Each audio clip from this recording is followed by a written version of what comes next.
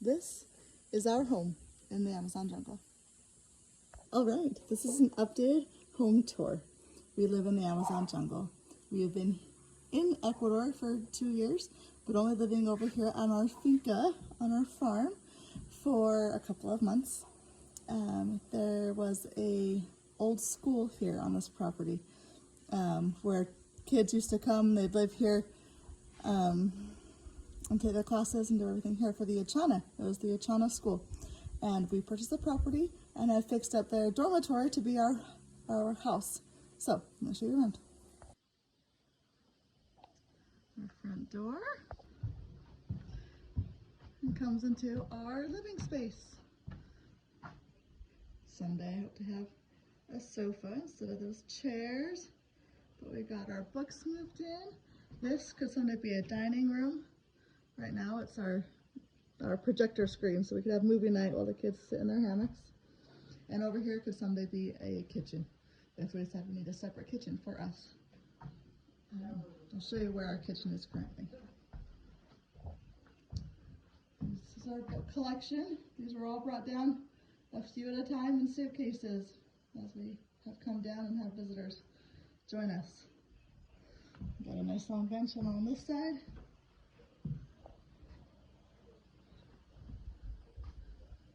There's no glass in our windows. Everything is as open as possible to let the breeze in. And the master bedroom is here.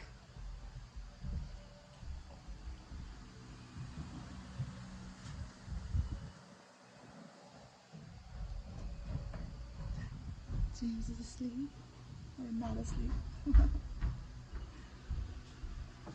Closet area, and this will be a bathroom. For now, it's a toilet. Someday it'll have a shower and sink and storage and everything.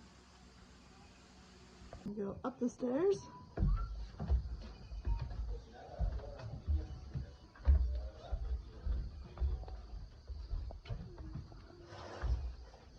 Here is our loft. This will someday also be a half bath to have upstairs.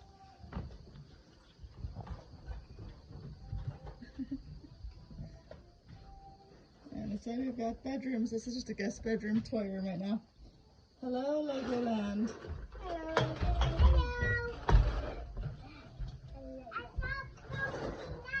And this is two boys' bedrooms.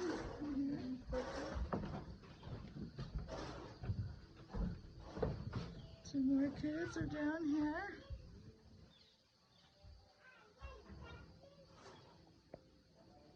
Their collection of weapons is crazy.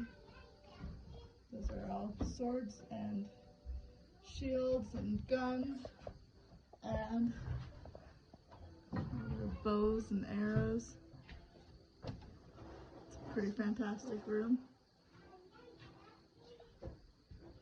And then Danny is a neighbor, comes to visit. Thomas, can I show you your bedroom? Sure. It's kind of messy. Another bedroom here.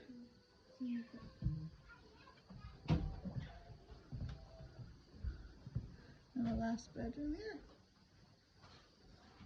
We've got all this balcony space for hammocks and enjoying.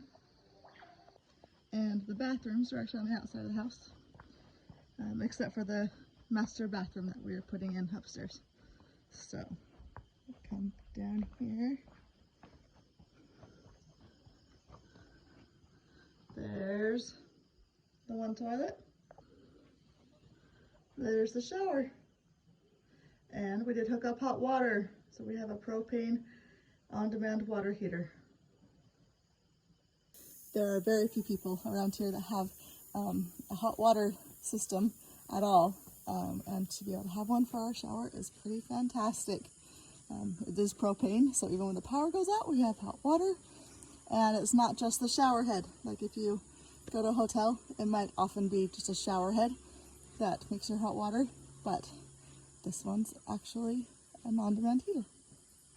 And if I walk away from the house, we are going to go to the kitchen. Where this was a school before, our house was a dormitory. And so this was the main kitchen. The kind of dining hall was that building over there. It's not had any renovations done. It's still a mess. But this is our kitchen. This is our homemade water filter, our dining space, extra dining room, or this is where we've been doing school.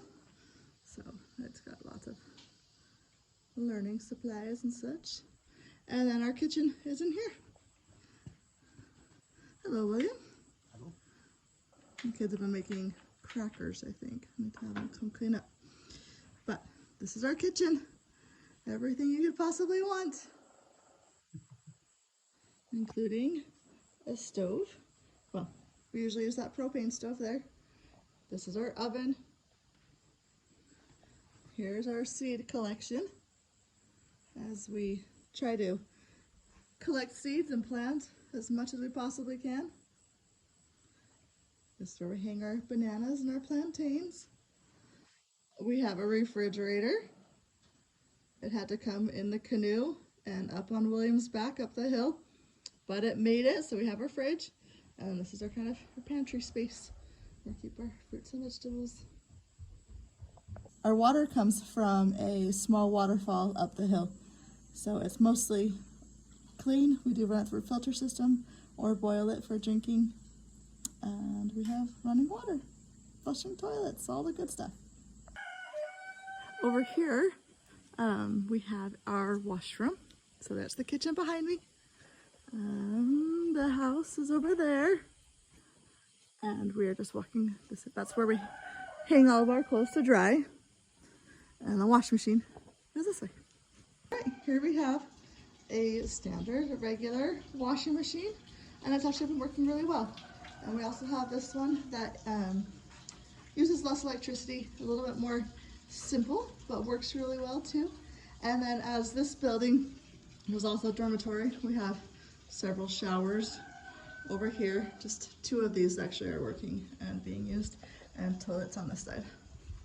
So there's lots of space and lots to be done, and lots that has been done.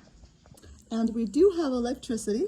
It is mostly used for our lights, the washing machine and refrigerator, and the Starlink.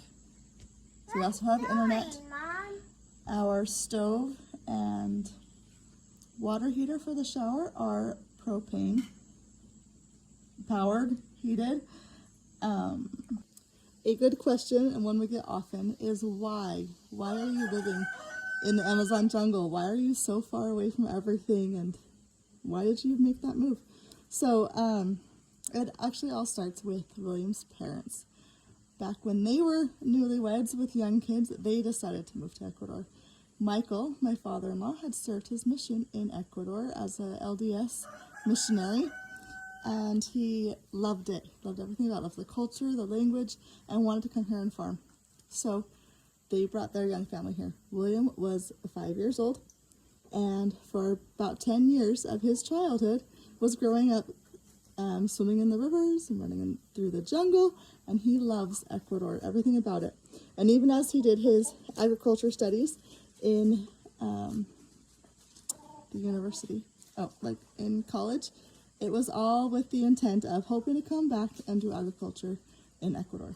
It's something we talked about since before we got married. I knew that was part of the plan, and we've always wanted to give our kids epic adventures, and moving here was part of that.